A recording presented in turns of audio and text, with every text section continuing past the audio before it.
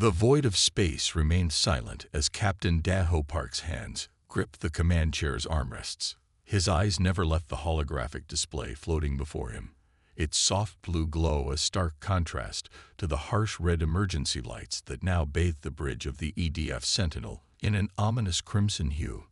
The alien vessel had appeared without warning, materializing at the edge of Saturn's orbit in a burst of unknown energy that had temporarily blinded their sensors. Now it hung there, a massive bioorganic construct that dwarfed their largest ships. Its hull pulsed with an otherworldly light that seemed to follow patterns similar to a heartbeat, suggesting the ship itself might be alive. "Sir, initial scans complete," reported Officer Tamin, his voice steady despite the tension. "The vessel is approximately 15 kilometers in length. Our readings indicate it's composed of both organic and metallic materials we've never encountered before." Captain Park nodded, his weathered face revealing nothing of the concern he felt. 20 years in the Earth Defense Fleet had taught him to keep his emotions in check, especially in situations like this. The bridge crew, mostly younger officers on their first deep space assignment, took their cues from his calm demeanor. Lieutenant Jae-yun Kim's voice cut through the tense silence. "Captain, they're broadcasting something. It's being transmitted on all frequencies." Her fingers moved swiftly across the control panel, working to clean up the incoming signal. "Put it through," Park ordered, straightening in his chair. The holographic display shifted, and Park found himself staring at something that made his blood run cold. The being on the screen stood at least 3 meters tall, its body covered in iridescent scales that shifted colors as it moved. Multiple rows of razor-sharp teeth filled its mouth and its eyes. All 6 of them gleamed with predatory intelligence. Pre-species of the third planet, the creature's voice boomed through the speakers, translated in real time by their AI systems. "We are the Crocs Empire, the supreme hunters of the galaxy. Your world has been chosen as our newest hunting ground. Consider this an honor. Your species will provide sport for our young warriors before we harvest your resources." The bridge crew remained silent, but Park could feel their fear. The creature continued, "We have done this countless times before. Resistance is futile and will only make the hunt more entertaining. Prepare yourselves." The transmission cut off, leaving the bridge in stunned silence. Lieutenant Kim's hands trembled slightly as she turned to face her captain. "Sir, we're detecting energy buildups in their weapon systems. They're preparing to fire." Park's mind raced through their options. The Sentinel was Earth's most advanced warship, but against this unknown threat, their chances seemed slim. Yet something about the Crocs' message had struck a chord with him. Their arrogance, their assumption of superiority, their casual dismissal of human worth.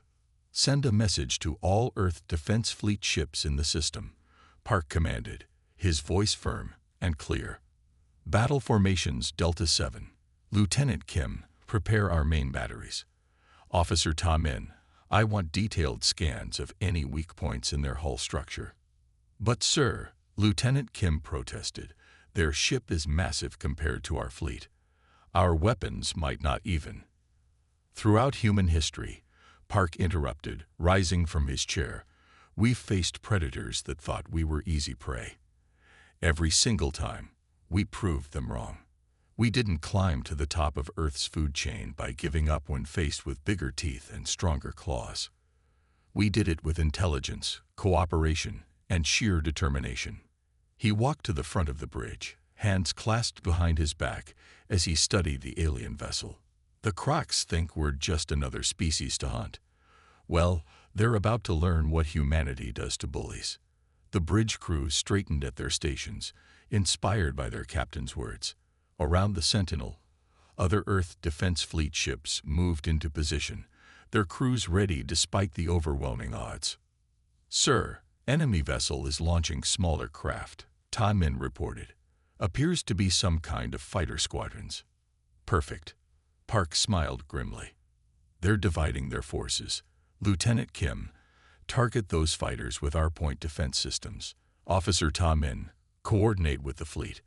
I want concentrated fire on their launch bays the moment their shields fluctuate. As the Crocs fighters approached, Park gave the order that would begin humanity's first interstellar war.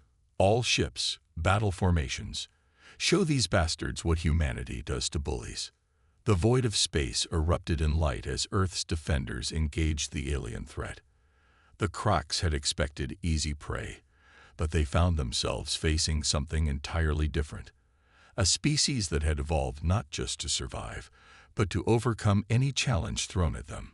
The battle for Saturn's orbit had begun, and with it, humanity's fight for survival against the self-proclaimed supreme hunters of the galaxy. Captain Park knew this was just the beginning, but as he watched his fleet move with practiced precision against the alien threat, he felt a surge of pride. The Crocs were about to learn a harsh lesson about underestimating their prey. Dr. Hae-Jun Lee's eyes burned from staring through the microscope for hours, but he couldn't look away. The Croc's tissue sample beneath his lens held secrets that could save humanity. The lab around him hummed with activity as other scientists worked tirelessly, but his focus remained fixed on the alien cells that glowed faintly under the microscope's light. The sample had come at a great cost. A week ago, Earth's defense forces had managed to damage one of the smaller Croc's vessels, enough to force a crash landing in the Pacific Ocean. Most of the crew had died in the impact, but the recovered bodies provided invaluable research material. Dr. Lee, a voice called from behind him. The genetic analysis results are ready. He straightened, rubbing his tired eyes as Dr. Sun Mek-Cho approached with a tablet. Her usually neat lab coat showed wrinkles from the long hours they'd been working, and dark circles under her eyes matched his own. "Look at this," he motioned to his colleague, adjusting the microscope's settings. "Their cellular structure, it's remarkably similar to Earth's ancient apex predators. They stopped evolving because they never needed to." Dr. Cho leaned in to look, her expression changing from exhaustion to fascination. "The resemblance to prehistoric Earth predators is uncanny," she agreed, swiping through data on her tablet. "The genetic analysis confirms it. Their DNA shows minimal variation over what must be millions of years. They reached the top of their food chain and simply stayed there," Hae-Jun mused, walking to the holographic display table. He activated it, bringing up three-dimensional models of Croc's anatomy. Enhanced strength, regenerative abilities, natural armor. They're the perfect predators, or at least they were. Sun Lee nodded, understanding where his thoughts were heading. Just like Earth's apex predators, they became too specialized, too perfect for their original environment. "Exactly," Hae-Jun said, expanding the hologram to show the Crocs' internal organs. "Look here, their metabolism is incredibly efficient, but it's also rigid. They can't adapt quickly to changes in their environment. And these glands," he pointed to several large structures, "they produce hormones that enhance their hunting abilities, but they're overdeveloped. A significant weakness." The two scientists worked through the night, comparing their findings with Earth's evolutionary history. The pattern became clearer with each passing hour. The Crocs had evolved on a world where they faced no real competition, no need to adapt or change. Their technological advancement had come from their intelligence, but their biology had remained static for eons. They're like the ultimate expression of the same evolutionary dead end that claimed Earth's greatest predators. Hae-Jun explained to the research team gathered for the morning briefing. Their strength is also their weakness. They can't handle rapid environmental changes. Their aggressive instincts are hardwired, and their biology is too specialized. "But how does this help us fight them?" asked one of the younger researchers. "They're still technologically superior." Hae-Jun smiled for the first time in days. "Because we know how to defeat apex predators. Humanity has done it before. Our ancestors faced creatures much larger and stronger than themselves, and won through adaptation and intelligence." He brought up images of ancient cave paintings showing early humans hunting mammoths and other massive creatures. "We've always been good at finding weaknesses in larger predators. Now we just need to apply that same thinking on a cosmic scale. The team worked frantically over the next few days, developing potential weapons based on their findings. They discovered that the Crocs' enhanced senses, while powerful, could be overwhelmed. Their regenerative abilities consumed massive amounts of energy, leaving them vulnerable if they couldn't feed regularly. Their natural armor, while impressive, had weak points that could be exploited. The most interesting thing, Sun Mei pointed out during one late-night session, is their psychology. They think like apex predators because they've never been anything else. They don't expect prey to fight back effectively. They don't adapt their tactics because they've never needed to. He-Jun nodded, remembering the reports from the space battles. The Crocs used the same attack patterns repeatedly, even when they proved ineffective. They relied on overwhelming force rather than strategy, just like Earth's ancient predators. "We've already proven we can hurt them," he said, pulling up footage from the battles near Saturn. "Now we need to show them what happens when the prey becomes the predator." The research team's findings were sent to military command that evening. As He-Jun finally prepared to leave the lab, he paused at the microscope one last time, looking at the Croc cells that had revealed so much. "History really does repeat itself," he murmured to himself. "They thought they were invincible because they'd never faced a species like us before. Now they'll learn what every apex predator on Earth learned. Adaptation beats perfection every time." Dr. Cho, gathering her things nearby, smiled at his words.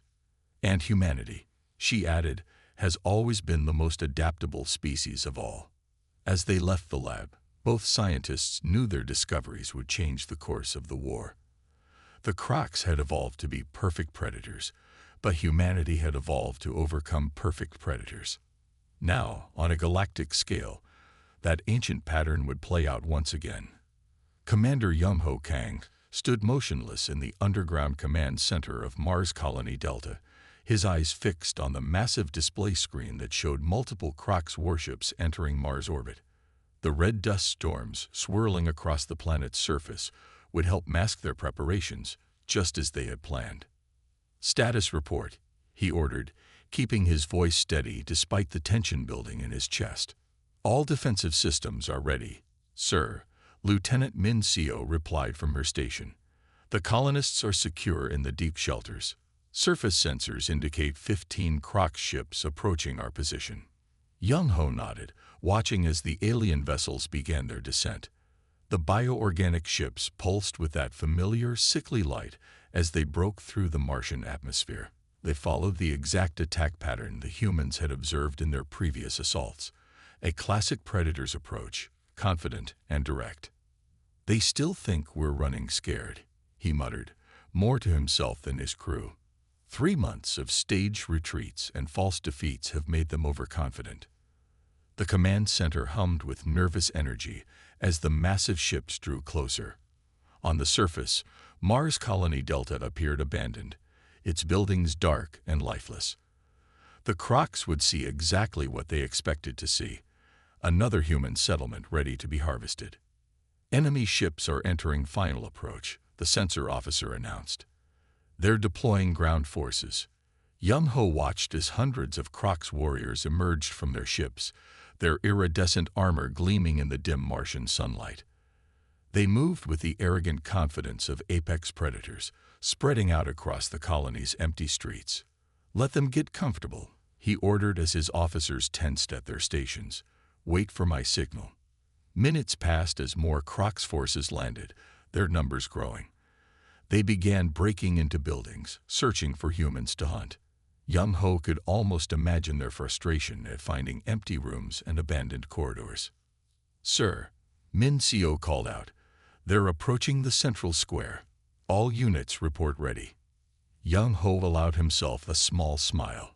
"Send the signal to all commands.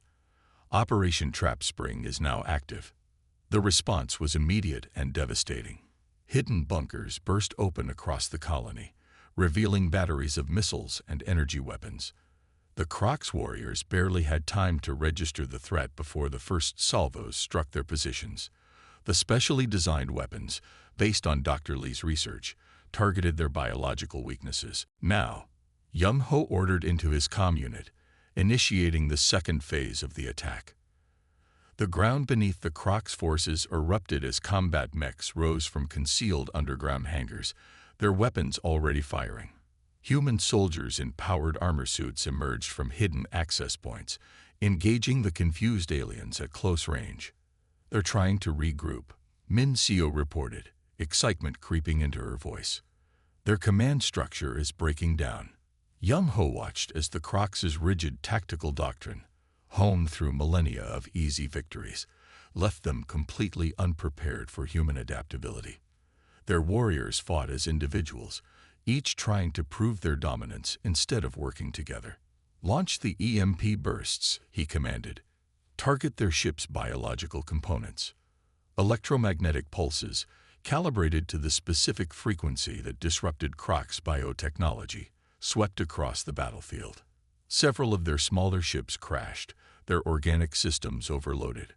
"Multiple Croc's units are retreating," the tactical officer announced. "They're falling back to their remaining ships." Young Ho keyed his comm to all channels. "All units, execute containment protocols.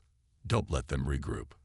Human forces pressed their advantage, using the colony's architecture, designed specifically for this battle, to channel and trap the retreating Crocs.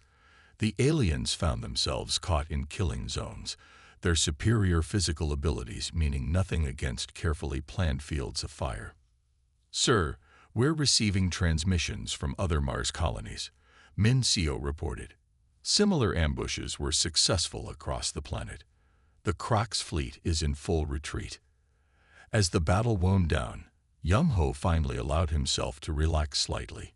He watched the tactical display show the remaining Croc ships fleeing Mars orbit, leaving behind their dead and wounded. "Begin recovery operations," he ordered, "and send word to Earth Command." Operation Trap Spring was a complete success. The command center erupted in cheers, but Young Ho kept his focus on the display. This victory would change the course of the war. The Crocs had never experienced defeat on this scale before. Their reputation for invincibility was shattered. "They never understood," he said to Min Seo as they watched human medical teams move in to treat wounded on both sides. "They thought being an apex predator meant being the strongest, but humanity became Earth's dominant species because we learned to outthink our predators, not outfight them." The Martian dust storms continued to swirl outside as cleanup operations began. The Crocs had come expecting to hunt prey, but instead found themselves facing hunters more cunning than they could imagine. As Young Ho began preparing his report for Earth Command, he knew this was just the beginning. The Crocs were about to learn why humans had become Earth's apex predators, not through strength or natural weapons, but through intelligence, cooperation, and the ability to adapt. Dr. Myra Yang's fingers ached as she made the final adjustments to the prototype weapon. The underground labs of Ganymede Base hummed with activity even at this late hour, but her focus remained entirely on the device before her. Its sleek design belied the complex systems within, a combination of biological and technological innovation that could change the course of the war. "Running final diagnostic check," she announced to her team. The weapon's core glowed with a soft blue light as it powered up, its internal systems carefully calibrating to target the unique biological weaknesses they had discovered in the Croc's physiology. Jin Woo Baek, her assistant, monitored the readings on his tablet. Power level stable, bio-targeting systems functioning within expected parameters. The weapon represented 3 months of non-stop work, building on Dr. Lee's groundbreaking research from Earth. Mayray had taken his findings about Croc's biology and turned them into something practical, a device that could exploit their oversized adrenal glands and their species' inability to handle rapid temperature changes. "Begin the live tissue test," she ordered, stepping back from the testing chamber. Through the reinforced glass, she watched as the weapon activated fully, targeting a sample of Croc's tissue recovered from the Mars victory. Jin Woo's voice carried barely contained excitement. "The test results are positive." The bioweapon is selectively targeting Croc's cellular structures without affecting the control samples from other species. Mayray allowed herself a small smile. The Crocs had dismissed humans as primitive, but they had failed to understand a fundamental truth about humanity. Being primitive didn't mean being simple. Dr. Yang called out another researcher. The simulation results are coming in. The weapon's effective range is even larger than we predicted. She moved to examine the new data, her mind already working on potential improvements. The weapon worked by creating a localized field that triggered a cascade of biological responses in Croc's physiology. Their own enhanced biology would become their greatest weakness. Their overspecialization is their downfall, Mayray explained to the observation team that had gathered to watch the tests. The same adaptations that make them such effective predators also make them vulnerable to targeted disruption. The weapon continued its test cycle, the readings showing exactly what they had hoped for. It would incapacitate Croc's warriors without causing permanent harm, an important consideration for the post-war galaxy they hoped to build. Begin preparation for field testing, she instructed her team. I want 3 working prototypes ready for deployment within 48 hours. As her team scrambled to comply, Mayray reviewed the security footage from recent battles. The Crocs fought with incredible strength and speed, but their tactics never changed. They relied on their natural advantages, never expecting their prey to develop countermeasures. They'd never faced an enemy like us, Jin Wu commented, noticing what she was watching. They don't understand how humans think. Mayray nodded. Throughout our history, we've survived by outsmarting stronger predators. We've always been good at finding ways to turn strengths into weaknesses. The next day brought a series of successful field tests. The weapon performed even better than expected, creating zones where Croc's biology simply couldn't function effectively. Their enhanced strength became useless when their muscles wouldn't respond properly. Their superior senses turned against them as their nervous systems overloaded. We're ready for mass production, Mayray announced to the base commander during the evening briefing. The weapon can be adapted for both personal use and large-scale deployment. The commander studied the test results carefully. The Crocs won't expect this. They still think we're fighting a conventional war. That's their mistake, Mayray replied. They see us as primitive because we're younger than them, because we don't have their natural weapons or their long history of conquest.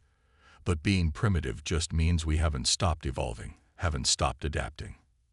As the briefing concluded, Mayray returned to her lab to oversee the final modifications. The weapon represented more than just a tactical advantage. It was proof that humanity's greatest strength had always been its ability to innovate, to find solutions where none seemed possible. Begin production sequence, she ordered, watching as the fabrication units started working. The Crocs want to see how primitive we are. Let's show them just how innovative primitive can be. Jin Wu worked beside her, helping to program the production parameters. It's ironic, he said. They thought their perfect biology made them unstoppable. Instead, it made them predictable. Mayray watched as the first batch of weapons took shape. Soon, these devices would be deployed across the front lines, giving humanity a fighting chance against their would-be hunters. The Crocs had evolved to be perfect predators, but humans had evolved to overcome any challenge, to find ways to survive against any odds.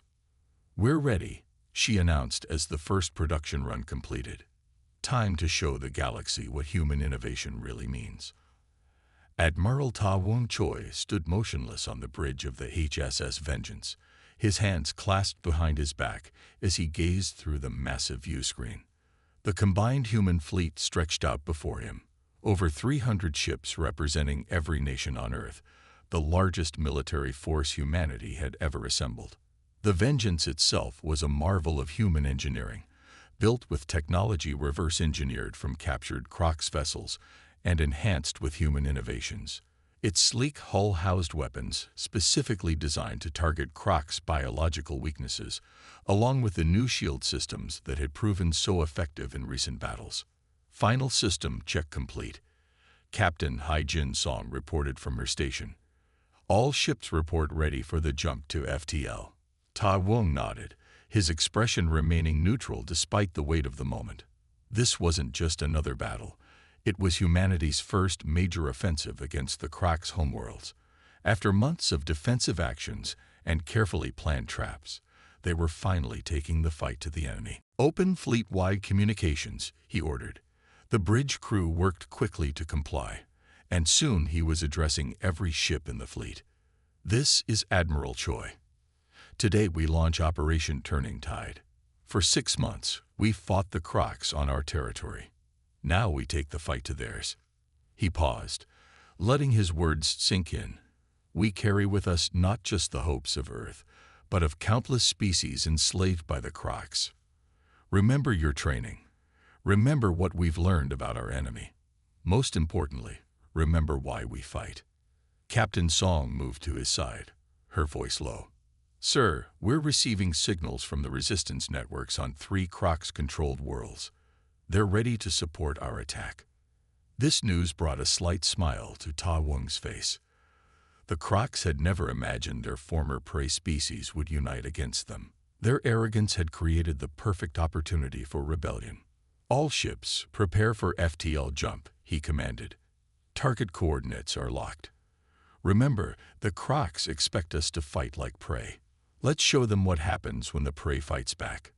The fleet moved into formation, hundreds of ships aligning perfectly. Ta Wong watched as the navigation officer began the countdown. They had timed this attack carefully, using the Crocs' own predictable hunting patterns against them.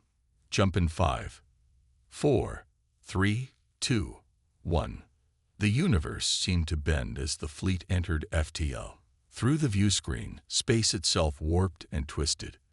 The journey would take several hours, even with their enhanced drives, but every minute brought them closer to their target. During the transit, Ta Wong reviewed the battle plans one final time. The Crocs' homeworlds were heavily defended, but their defenses were designed to stop frontal assaults. They never expected an attack that combined human tactical innovation with support from within their own territory. "Sir," Captain Song called out, "we're receiving the final intelligence updates from our advanced scouts. The Crocs' fleet movements match our predictions exactly. They're creatures of habit," Ta Wong noted. "They've never needed to change their tactics before. Why would they start now?" The hours passed tensely until finally, the navigator announced, "Preparing to exit FTL in 3 minutes." Ta Wong straightened his uniform. "Battle stations. All ships prepare for immediate combat operations upon exit." The fleet erupted from FTL in perfect formation, directly behind one of the Crocs' orbital defense platforms. Before the aliens could react, human ships were already launching their first strikes. "Multiple hits confirmed," Tactical reported. "The Crocs' fleet is scrambling to respond, but they're in disarray." Ta Wong watched as their carefully planned attack unfolded. The new weapons developed by Dr. Yang's team proved devastatingly effective against the Crocs' bioorganic ships. Across the system, enslaved species began their coordinated rebellions, throwing the Crocs' command structure into chaos. "Launch the second wave," he ordered. "Target their communication hubs and supply lines." The battle raged for hours, but the outcome was never in doubt. The Crocs, for all their physical superiority, couldn't adapt to humanity's constantly changing tactics. Every time they thought they had countered one strategy, the human fleet would switch to another. "Sir," Captain Song reported with barely contained excitement, "the Crocs Central Command is requesting communication." Ta Wong allowed himself a small smile. "Put them through." The Crocs commander appeared on screen, its prideful bearing somewhat diminished. "You fight. Unusually for prey," it stated. "That's because we're not prey," Ta Wong responded. "We never were. You just fail to understand what humanity really is." As the battle wound down, and the Crocs forces began their surrender, Ta Wong looked out at the stars. This victory would change everything. The Crocs would learn that being an apex predator meant nothing against a species that had spent its entire history learning to overcome supposedly superior opponents. "Send word to Earth," he ordered. "Operation Turning Tide is a success. The counterattack has begun." Supreme Hunter Jekyll's massive claws dug into the command throne as he watched another fortress world fall to the human offensive. The mighty Crocs warships, once the terror of the galaxy, crumbled before the combined assault of humans and their allied species. "Impossible," he growled, all six eyes fixed on the tactical display. The humans had turned their own hunting grounds against them, armed their former prey with weapons that exploited Crocs' weaknesses, and systematically dismantled their empire piece by piece. On the tactical screens, human ships moved with uncanny precision, their formations adapting constantly to Crocs' counterattacks.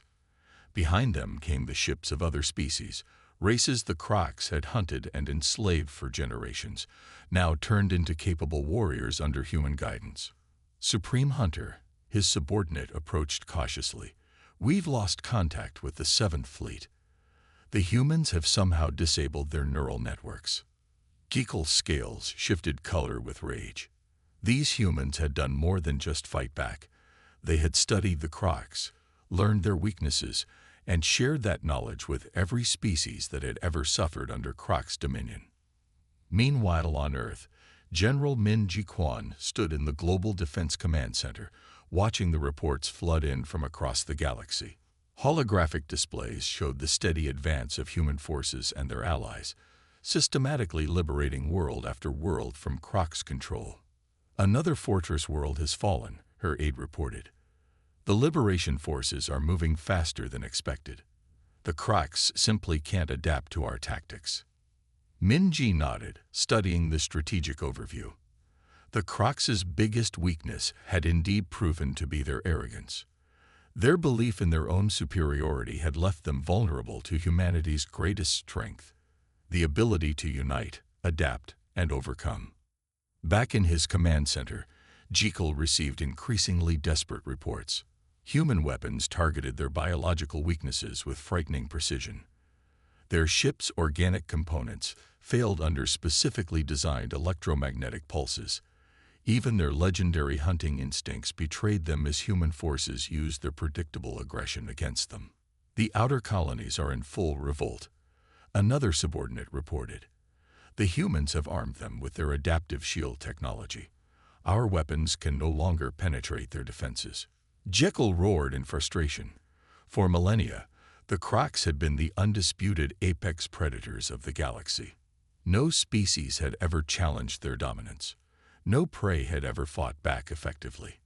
Until now. On Earth, Minji reviewed the latest tactical innovations from the research teams.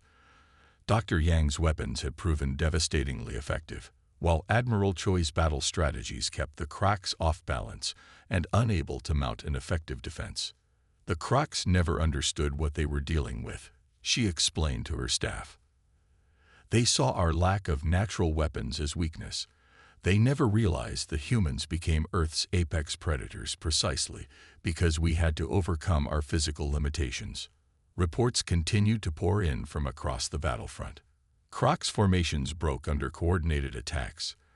Their rigid command structure collapsed when faced with humanity's flexible tactics. Species that had lived in terror of the Crocs for generations now fought alongside humans with growing confidence. Jekyll watched as his empire crumbled. The humans had done more than just defeat the Crocs militarily. They had shattered the very foundation of Crocs' superiority. Every victory they achieved inspired more resistance, more rebellion, more unity among the former prey species. "They must have some weakness," he raged. "No prey species can be this adaptable." But the humans had proven themselves to be something the Crocs had never encountered before. Predators who remembered being prey, who understood both sides of the hunt, and who could teach others to overcome their fears. In the Earth Command Center, Minji received the latest intelligence reports. The Crocs were falling back on all fronts, their once mighty empire collapsing under the weight of united resistance. They never imagined their prey could become predators, she mused, watching the tactical displays. They forgot that humanity's greatest strength isn't our weapons or our technology. It's our ability to learn, to adapt, and to help others do the same. As another day of battles ended, the fall of the mighty Crocs Empire seemed inevitable. They had ruled through fear and strength, never developing the ability to change or grow. Now they faced a species that had evolved precisely because of challenges and threats, a species that had turned its own historical weakness into a galaxy-changing strength. The war wasn't over yet, but its outcome was becoming clear. The Crocs would learn, too late, that true strength lay not in being the perfect predator, but in being able to adapt and evolve. Humanity had taught the galaxy this lesson, and nothing would ever be the same. President Sung-Ho Ryu stood before the massive chamber of the Galactic Council, his heart steady despite the historical weight of the moment. Hundreds of alien representatives filled the curved seats rising up around him, their diverse forms representing species from across the known galaxy.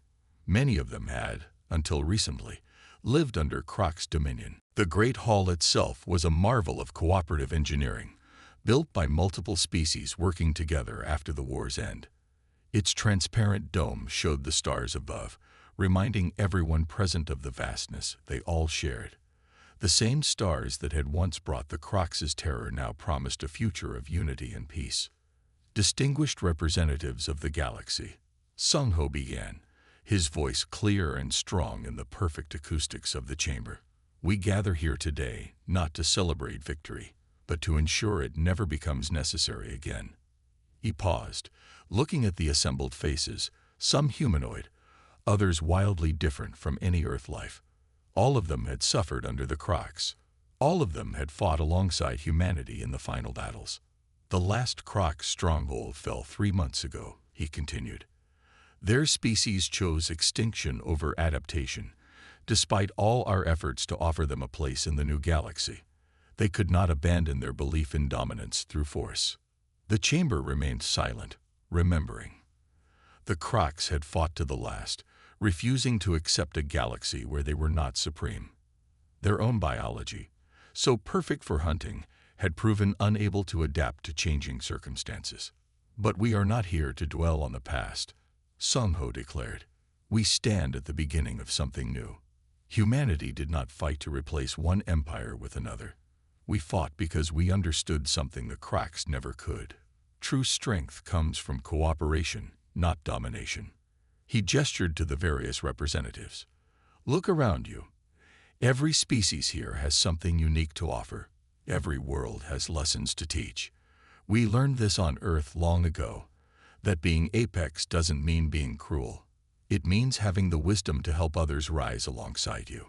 The alien delegates stirred, many nodding in agreement. They had seen humanity's approach firsthand during the war, how human forces had not just fought the Crocs, but had trained and equipped their allies, sharing technology and tactics freely.